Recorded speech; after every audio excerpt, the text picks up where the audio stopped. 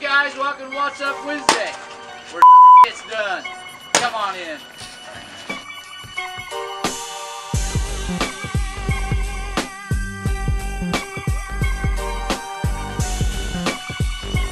Hey, welcome to our second What's Up Wednesday. Glad you joined us. Hey, we want to thank everyone for the overwhelming response to questions being sent in and for people tuning in to what's going on here. So we want to do a quick refresher. Last week we talked about headbands. Hope you guys like this one. I just got it. You know, some people got a little bit upset because we were knocking on their headbands, I guess. Cool. The point was, if you wear a headband, make sure you're wearing it on a day that you're not going to freeze your tail off. So another thing we want to talk about, that's yerba mate. Blues green tea, South America. I like to drink mate factor, but that's what we're drinking out of the gourd. Keeps me slim and trim. What's up with that? What's up with that? So we talked about jackets last week. Let's hit it quick, because we got a lot of stuff to talk about.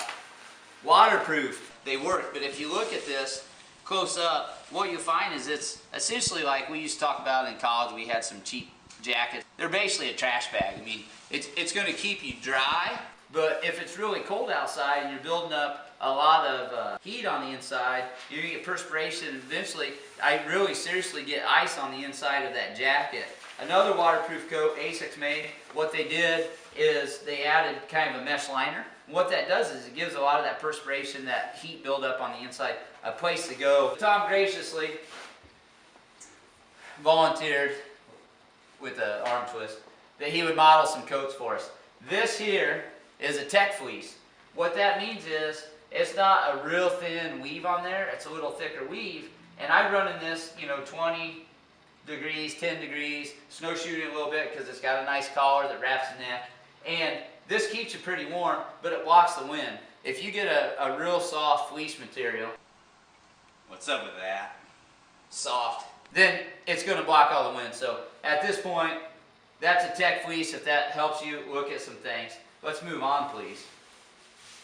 This is a windbreaker, and what this is going to be wind and water resistant.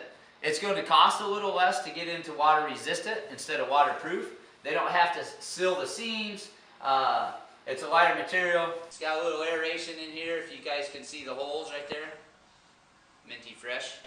And this will block a ton of water and a ton of wind, so it decreases how cold you're getting. And it works really well, and it's very lightweight. It will make some noise. What's up with that?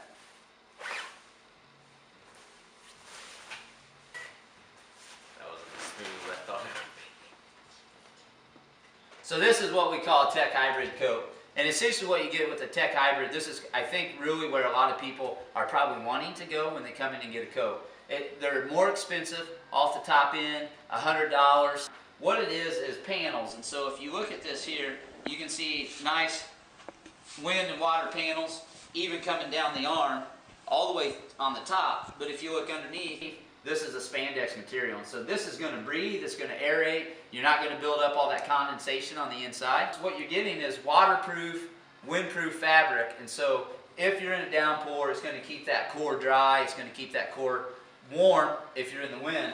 So what I've been finding is through the winter, I'll zip that up. If it was a waterproof coat, something really, really warm, I'm up and down trying to aerate it. With this, I just leave it zipped up because it really regulates temperature on its own really well. It's like a Prius. It's like a Prius. What's up with that? What's up with that? Alright, let's keep rolling.